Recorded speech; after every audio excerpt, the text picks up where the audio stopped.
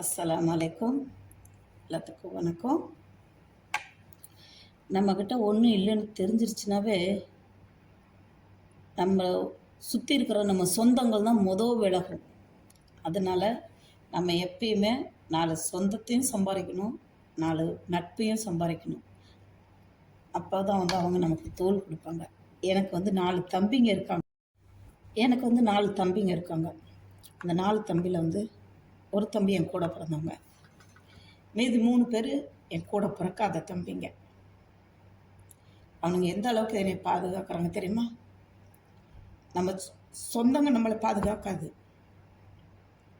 நல்ல நட்பு தான் நம்மளை பாதுகாக்கும், நல்ல உறவு தான். இன்ஷா அல்லாஹ்.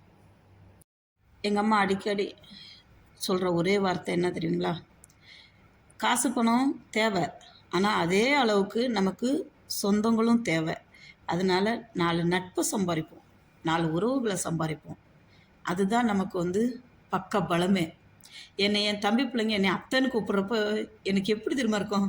நான் என்னவோ பெரிய சாதனை பண்ண மாதிரி இருக்கும். இன்ஷா அல்லாஹ்.